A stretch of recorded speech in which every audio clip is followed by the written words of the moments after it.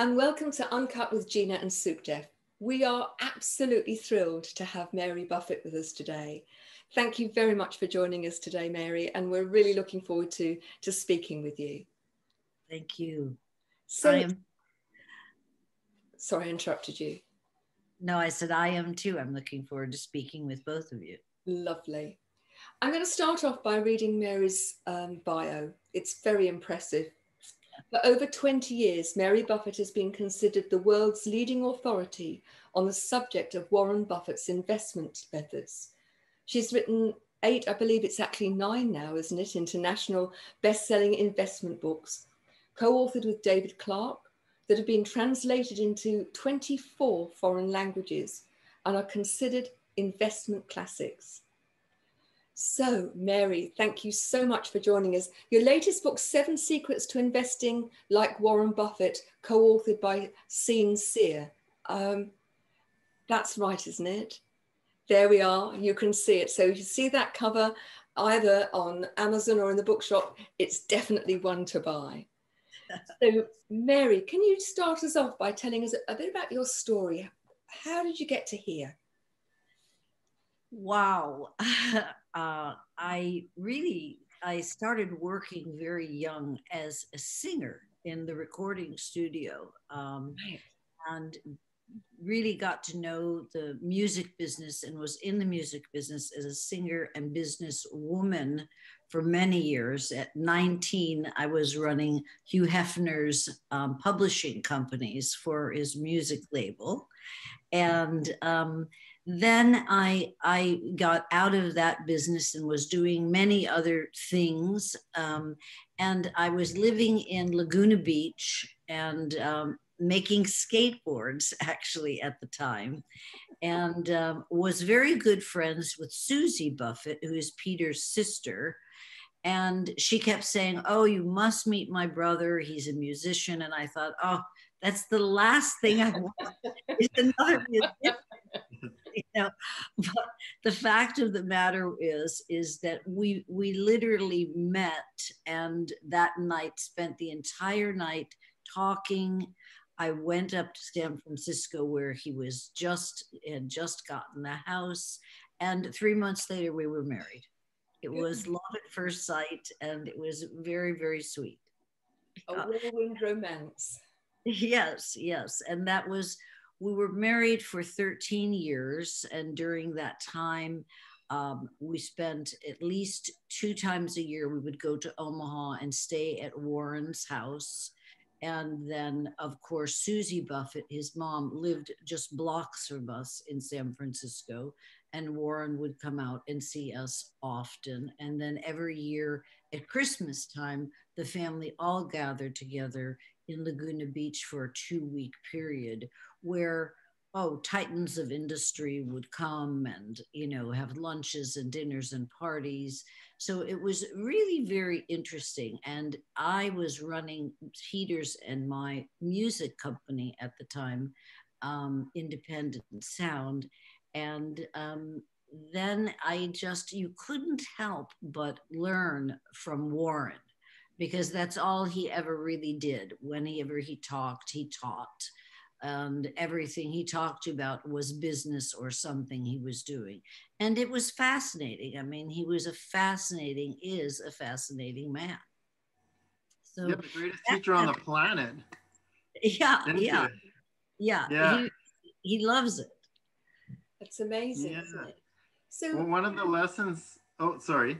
Go on, okay. Sorry, one of the lessons you're speaking about Christmas was one lesson that he taught you were talking about was don't fall in love with your investments.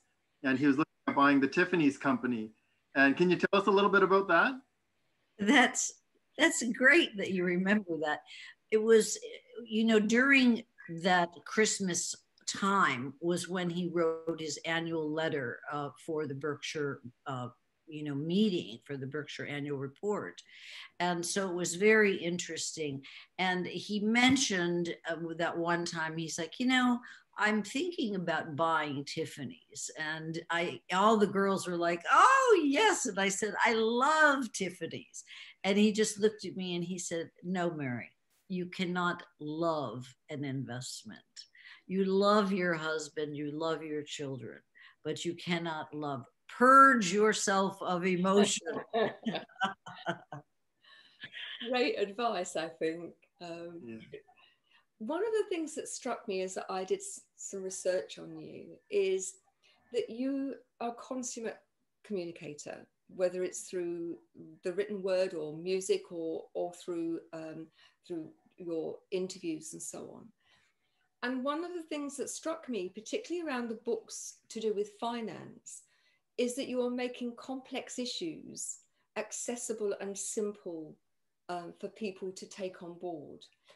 And I wondered what your take was on how you've done that and how your success in terms of the financial communication and making it possible for other people to emulate.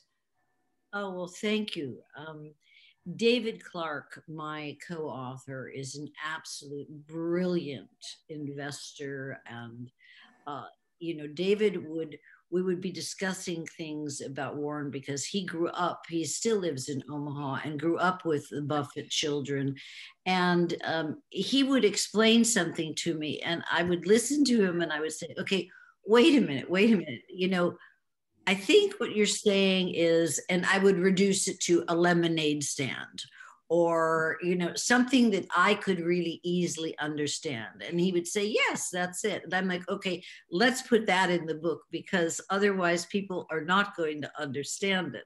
Just like the first book Warren gave me, I said, oh, what book should I read? And he gave me, the investment book by Benjamin Graham and Dodd. And it was just like impossible to understand. Like trying to read Swahili when you don't speak Swahili. Exactly. And that's really one of the things that I tell all investors is that investing is a language. It really is. I mean, words like that are familiar to us, maybe PE ratios, price over earnings, balance sheet issues. People should really try to look up investment language and words and understand them so that they really have an idea of what they mean to them. Because it's really that important. And that's what makes it more simple and easier to understand. And when you think about it, I mean, it makes such sense, doesn't it? And yet, even my background is I was a head teacher for just over 20 years. I left headship in 2000, being a principal in the UK. And wow. So many people didn't like maths because their parents said that they didn't like maths. And it was finding the key for each child that would help them recognize that they could do it. And what it strikes me is that you do so successfully is you create the key and you unlock that language for them in a way that they can understand and relate to. So, right. I'm in awe of that because for so many people, it is something that they are fearful of. And as a result, either don't do or make huge mistakes in. Well, I think our third book called the Buffettology Workbook, which is very thin, like a magazine, I wrote when I was teaching at UCLA and other colleges. And I really did it as a real workbook. And it's very simple. I give you answers. I ask you questions. And then the latest book, 7 Secrets to Investing Like Warren Buffett, with Sean, this is for the Asian market. Sean is my partner in Singapore. We have the Mary Buffett online school. And once a month, we do webinars on a number of subjects. We go through companies. We show you why they're good, why they may not be good, banking, industries. And 7 Secrets we made as simple as possible for everyone to kind of understand. Yeah. And it certainly has taken off and is becoming a huge success. So people are obviously recognizing that. Sukhdev, have you got something you'd like to ask next? Yeah, that's what I was actually going to mention was the way you take the information like from these great leaders and you know, the world's best investors, like Warren Buffett, and you put it into your book, and then now you've created your online school. Where can people learn more about the online school, and what can they expect to, I guess, learn from the subjects that you teach? Right.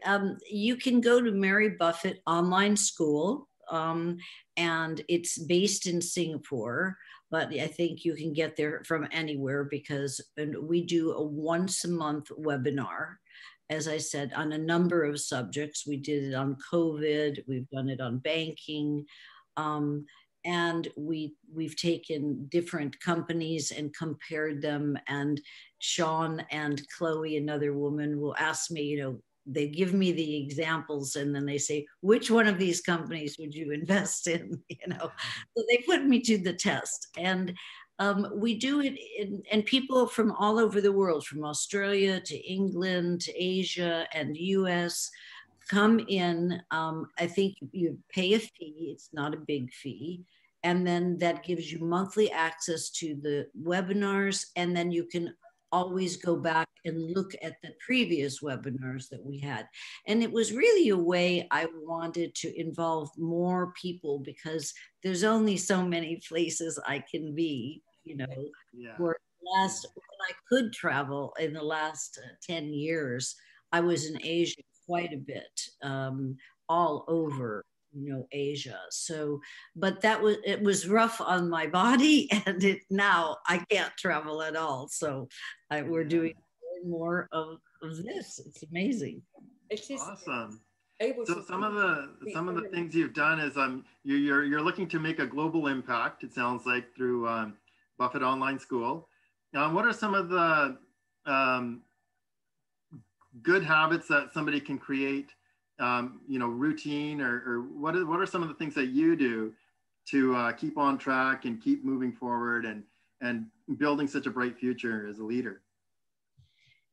You know, one of the things that I do is I dedicate time. So my time is usually very early in the morning when it's super quiet and all I hear are the birds. And I spend a couple of hours in that time really reading and researching all over the world. And people send me things about companies, or I read about, you know, what the Fed is doing, what the GDP is doing, how Trump is wrecking our country. We're waiting for the election to be over. So we're in very, you know, in the next 2 days, hopefully we will have a new president. I write a newsletter every month on marybuffett.com and on my Facebook page and LinkedIn page. So that's something different that, you know, it's over a number of subjects, not kind of based in finance, but also political as well. I was interested that you have many different strands to your bow. You said that you started off in music, singing, and you've obviously got a huge interest in the music industry and also in a number of other things, finance, music, media. If you really, I'd like to explore how those came about, and are they as different as they seem, or are there common threads that draw them all together? Well, it's interesting because when I was in the music industry and quite young, I was also quite broke, as most musicians and singers are. And it just one day, you know, my friends would always say, oh, let Mary go in and represent us because she always gets us the most money. That was Can I just interrupt you and say, did you get good rates for yourself, or did you find it easier to get good rates for other people? For other people. I always represented people. And so during that time, I remember thinking, you know, where's the money in this business of music and entertainment, and realized that it was in publishing. And so I went into that field because it was interesting to me. And for some reason, I just naturally was attracted to business. It always fascinated me how things worked. It was the good old boys network, believe me, being a woman during those times in the 60s and 70s was not easy. Very few women were in, especially when I worked for Hefner. There were two women there that were executives. So it was very interesting, but I just really and I think all companies, all different businesses do have commonalities. Their commonalities are for success, keeping your overhead down, not creating a lot of debt, being aware of what your company is doing, loving what you're doing, kind of the common sense things, but the things that are hard to be. One of the things that Warren taught me besides patience was discipline. And that's the main thing, Also, if you find people that you admire, try to surround yourself with them or their thinking, and you'll find that you'll start to behave like them. I think that's so true. So it says that you are an environmental activist. Right. Now that can mean all sorts of things to different people. Would you like to explain what is important to you, and how does that manifest itself? Well, I mean, it first manifested itself years ago when I sold any tobacco companies that I had, which was very difficult, and oil companies, because they were wonderfully profitable, but I just didn't feel right having children and so on, owning them and contributing to them. And then I got involved with a group of people that Norman Lear, a very famous producer of television shows, his wife and a friend of hers started, called the Environmental Media Association. And so what we do is we make sure that companies that are in television and film are as green as they possibly can be, with their sets, with their lights, with everything. We do awards every year. And then, of course, I'm a big contributor to anything that has to do with climate control and issues, solar, wind, etc. So I support those in every way I can. That's fabulous. Hugely important, particularly as we're moving forward. We want our children and our children's children to have any sort of opportunity to see wild animals and wild places. We've got to do something drastic, haven't we? Yes, we don't have long if we continue on this path, sadly. No, thank you. Sukhdev. Yeah, so I wanted to shift a little bit, shift some gears a little bit, and talk about value investing. So you seem to know quite a bit about this from the history and what you're doing. What 3 tips would you have for anybody who's looking to get into investing? The 3 things I would say is, understand your risk tolerance. In other words, what you are willing to risk and how much.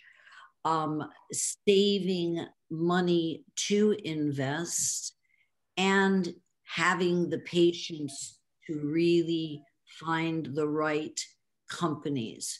So most people talk about the stock market. I talk about companies, because that's what you're really buying. always remember, if you're buying a stock, you're buying a company. So the great thing that I always ask people to do is, if they're interested in a company, just let's say pick anything, Bank America, Pillsbury, McDonald's, really investigate that company. And you can do that nowadays on the internet more than ever before. Look at the history. I never invest in value. Investors are never going to be investing in initial public offerings, IPOs, because we have nothing to base what they're going to be doing, because we don't know what they've done. So we like to look back as a value investor on, if we can, at least 10 years of what that company has done in terms of its earnings, its history, its management, because those things really matter. And, people can read online a company's, letter from the president, the CEO, to let you know what they're thinking about doing. You can look at what their earnings have been, and within a reasonable amount of prediction, you can kind of know what they're going to do in the future, if in the past they have slowly been growing like this. So value investing is absolutely long-term. And that means not 5 years. Some people have said, "Oh, I'm a long-term investor. I hold stocks for at least 3 to 5 years." And I'm like, "Well, I invest for 30 years." So we are long-term, because generally speaking, that's when you get the most advantage out of the compounding interest that a company can make. And that's something that Warren really has as its magical secret, is interest that compounds over time. So I always reinvest all my dividends. I don't take any dividends, because as soon as I take a dividend, I pay taxes on it. I'd rather reinvest my dividend into the company and let it compound to grow the value of what I own. Perfect. Yeah, you talked about in one of the interviews I've seen in the past about you're buying the manager. You're not buying the stock. You're buying the company and the management, and so you're looking deeply into how it's being run and what the vision is, not just a number on a stock sheet. So right. And, Warren always looked at management as a critical piece of a company, because you don't want guys or women who are running a company giving themselves millions and millions of dollars and not taking care of the shareholders' interest. So we're always looking for managers that have the shareholders' interest in mind. Yeah. Managers. And sometimes you're going to have a bad manager. And that's why the fundamentals of a great company can withstand even a bad manager. I think the longevity of the investment is a really interesting one, because we live in a society where people are into quick fixes. Deferred gratification is something that a lot of people struggle with, and yet that's where the real return is. It's absolutely true. I always talk about people want it now. It's this super fast world that we're in, and we really just need to kind of slow it down. And we are going to miss some opportunities. I have held on over these last few months when the market has been so volatile. Of course, I like to buy when the market goes down, I'm happy. I'm like, great, but, and it's gone down, and I've almost bought, and then I've said, let me wait a little bit longer. I have a feeling that it's going to go down again, and it certainly has. So I always tell investors, have an account at a brokerage firm. and put your money in there. It's easy. It's better to keep cash in a brokerage firm than a savings account. Number one, it gives you a teeny bit more interest, but it's sitting there, it's liquid, you can get it within a day. And also you can go online and you can make a transaction when an opportunity comes up quickly. It's interesting that you talk about having a feeling. I was reading some information about Warren, actually long before this interview was arranged. And because I was writing a book, and part of the book was talking about intuition. And it is said that Warren had talked about that he didn't listen to his intuition at a time in his early career and lost £1 billion as a result of that. What part do you think intuition and listening to that inner voice, your gut feeling, has in what you do and what we should be doing? I would say it's 50-50. I have a great intuition. I think women naturally do have a bit more intuition because of our children. I don't know why. But I usually, if I have an intuition, let's say, oh, I really think this company is great or something, I'll temper that with doing the diligence, doing the work to make sure that it really is what it is. So I don't just go on intuition. I think that's the difference, isn't it, between, that sort of stick your finger in the air and if the wind's in the right direction, as opposed to perhaps using your intuition. Have I got enough information? Have I got the right information? Is it time to move on that information or not? I mean, and people work so hard for their money. And I always tell investors, you don't have to have a lot of money to start investing. At one point when Warren started Berkshire Hathaway, his holding company, which is $300,000 a share now, 50 years ago, it was $19 a share. So you don't have to have a lot of money. Bank of America, a company that he's bought a lot of lately, it's down to $24 a share. So people can put away $1 a week, $2. You'd be surprised. I always tell my daughters, I have daughters and a son, before you buy that cashmere sweater for $500, think about what that $500 can be compounding at 20% in 30 years. Warren used to drive an old VW, and people just thought he was either cheap or weird. But it was because he knew that a car that was $20,000 at that time, if he compounded that at 20 some percent, in 1 year it'd be 150,000. In 10 years it'd be over $1 million, and in 30 years it'd be $9 million. So that was just too much to pay for a car. That's the way that you change your thinking about money, about spending money.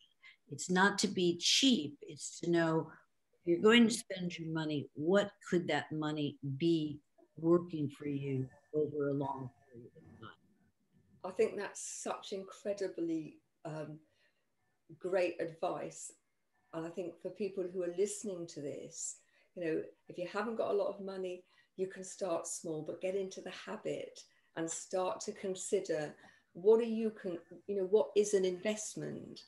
And, as you say, the new sweater or the new car isn't necessarily the investment you think it is, because it's going to depreciate and deteriorate, isn't it?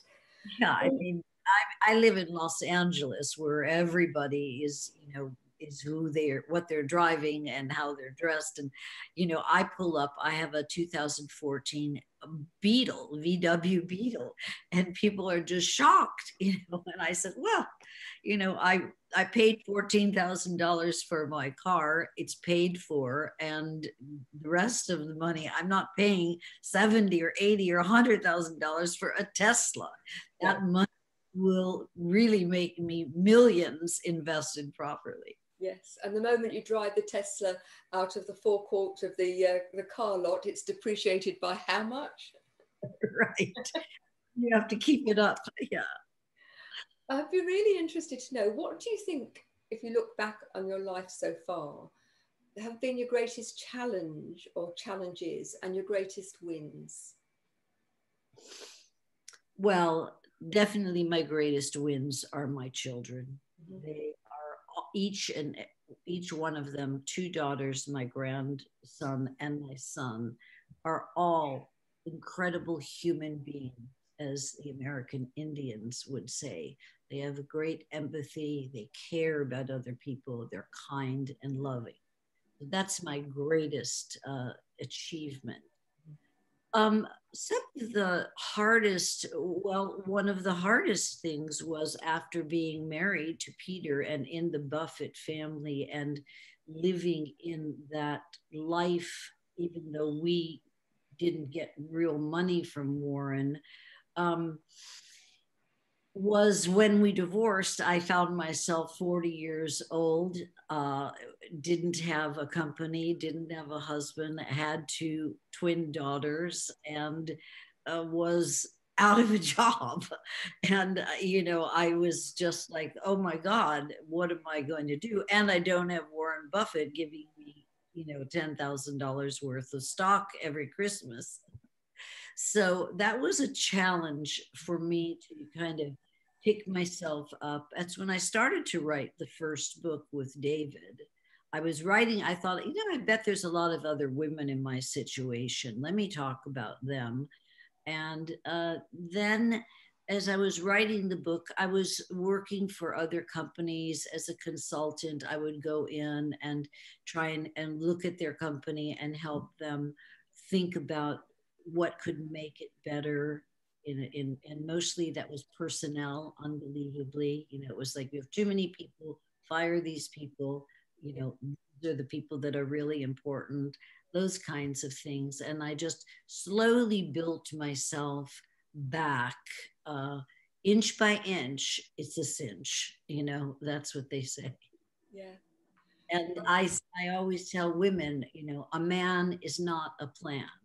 So, every woman and every man, whether you're married or single, but if you're in a relationship, you should have your own money set aside, not secretly, but just you should have some money set aside that's only yours. And then you can have your joined account, whatever, but you should always have that money because, you never know. Like I said, when I was divorced, I did not get alimony. They thought that I had the ability to make more money than Peter, and they wanted me to give him alimony. And I said, if you suggest that again, I'm going to call the papers and say the richest man in the world wants me to give his son alimony. It's an interesting concept, isn't it? I have to say. Right. But I think there'll be many women who will be watching this who are either going through or have just gone through a separation or a divorce, who will hear what you've just said and recognize that there is a way forward, that ultimately, if you're strong and determined, you can find a way through anything in life. It's not the challenge that defines you, is it? It's what you do with it that makes all the difference. It really is. And the other thing is, you can just remember, do anything, just don't do nothing. Don't sit around and fret and take antidepressant pills. Get out there, do whatever you can, whether it's the lowliest job. It will teach you something. You'll learn something by it, whether it's cleaning buses. I have a girlfriend who did that for a while, and she's wildly successful. And she had to work, and that's what she did. So I say to all the women, you can do it. Do whatever you must do. Stay strong. and, believe in yourself. I think that's fabulous advice, actually, for men and women. That, Yes. that ultimately you need some momentum. If you do nothing, then you're almost falling backwards, aren't you? It's about taking that first step, and then the next, and then the next. So fabulous advice. Thank you very much. Sukhdev, you've got something you'd like to ask? Yeah, so you're wildly successful now. You've had so many accomplishments. Your 9 best-selling books. I want to know, when you were a little girl, what was your vision? How do you think some of those things from your childhood played a part in becoming who you are now? And did you ever think that you would be who you are today back then? I never thought I would be who I am today. But when I was a little girl, there were 2 things I wanted to be, besides, of course, a movie star, which was a teacher or a nurse. And I'm excellent when anyone is sick, like my children. I'm cooking, I'm on them, I'm like a crazy person. I'm going to get you better. I really enjoy helping, and teaching is just so wonderful. I mean, when I've been in Asia and I have live audiences, before I'm on stage, I like to go out amongst the audience beforehand and just introduce myself, and people are shocked. They're like, "Oh," I'm like, "No, I'm a normal person just like you, and I want to see a face that I can look out and connect with." But the Q&A, the question and answer periods, are so wonderful. And I've met so many people that, because I've been doing it for so long, who have come back to me and said, "Look at what you've done to my life." And I really can't believe that because they followed the value investing methods, they've improved their lives. It's still kind of hard to believe, but it's true. So I'm very happy with my life. Of course, I haven't had a boyfriend for 20 years. I've been traveling and doing so much. I don't know what it is. So don't worry. I don't need a bunch of men coming after.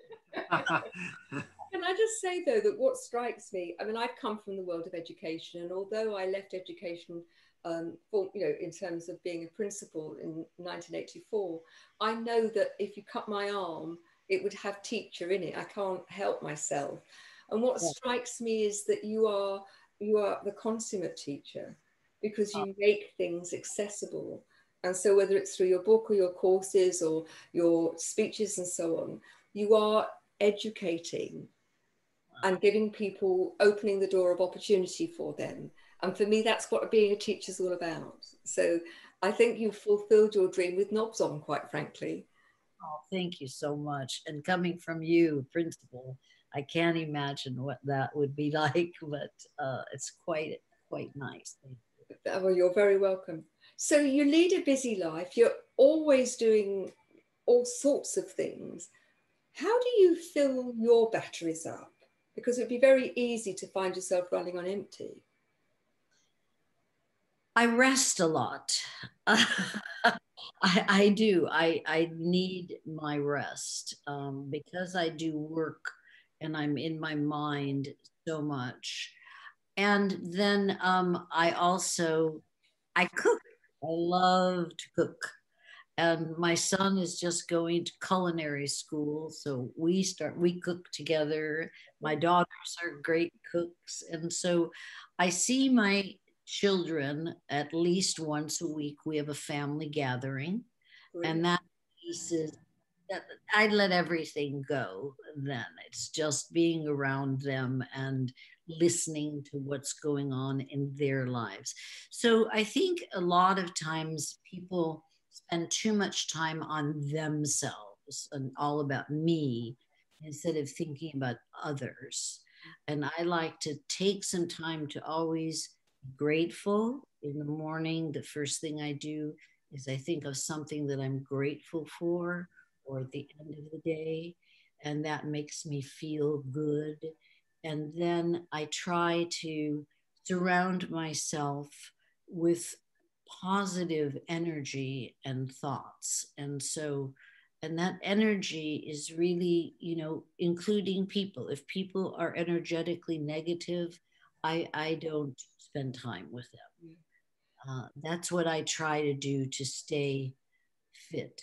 Because, and especially when I was traveling and working so hard in Asia, I was in Singapore and Thailand and Malaysia and China, and over, a short period of time, I had done 7 countries in like a week and a half, and that was incredibly draining. So the only way you can, keep yourself fit is I would just sleep, because they would always go to the gym. I'm like, no, I'm not going to the gym. It's interesting that you talk about being with people who have high vibrational energy and how important that is. I mean, we're living in very interesting times where, if you're not careful, there is so much negativity and division and hatred around, that I think it's so important to spend time with people who have a very different view of life. Right. Moving forward, what's the next stage for you? What's your dream? Wow, I've been thinking about that a lot lately. I'm really, I'm not sure. I mean, David and I eventually will write another book. We've talked about that.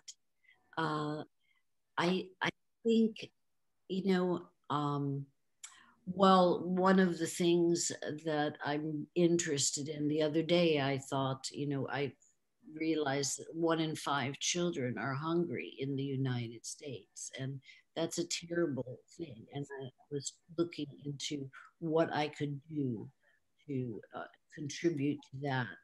I also was looking into delivering Meals on Wheels. So I think that my time going forward is going to be giving more and more of the time that I have for other people less fortunate than me, and continuing to teach people about investing, because it's so critical. That sounds to me like the most amazing living legacy. I know people talk about legacy when they die. I very much feel that, every word we speak and every action we take is a living legacy. And it sounds to me as if you've already got a huge living legacy, but you're going to expand that. And that's something very special. So good, I wish you every good fortune with that. And I'm sure it's going to do really, really well. But that's lovely. Thank you for sharing. Sukhdev, have you got anything else that you would like to ask? Nothing more I want to ask. I just want to say that I'm amazed about how humble you are, and how great of a person you are. Even talking about how you want, when you were a kid, you want to be a teacher, and you are doing that in so many different ways. And, from talking about doing Meals on Wheels and delivering that, and just being like there to help out, it's just amazing. And thank you very, very much for that. It's interesting, isn't it? Lots of people think that, what can I do? And Sukhdev's heard me say this before. If you think that you've got no power, just think about spending the night in a bedroom with a mosquito. And these people can have great power, can't they? That's a great one. I'm going to use that. You're very, very welcome. It's an old saying from Africa that I picked up somewhere, but I think it's such a powerful way of saying to people, get over yourself. You are an amazing human being, and you have the power to make a difference if you choose to. It's so true. I couldn't agree more. I think both of you are doing wonderfully by having this program, and anytime you would like me to come back, I'd be more than happy. This has just been terrific and very enjoyable, really, as you said in the beginning, a good conversation.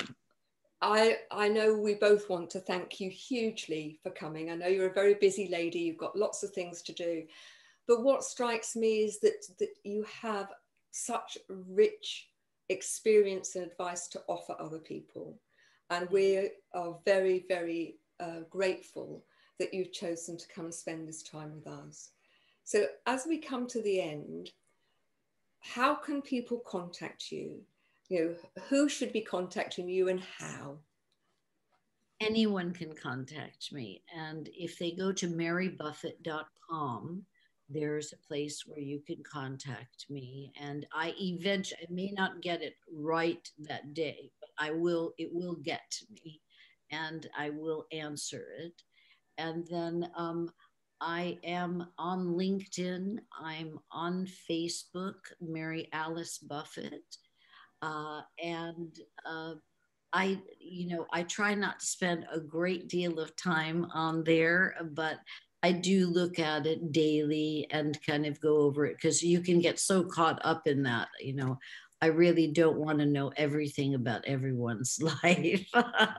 People are writing about making a bologna sandwich. I'm like, really? So yeah, those are the best ways. And then look up Mary Buffett Online School.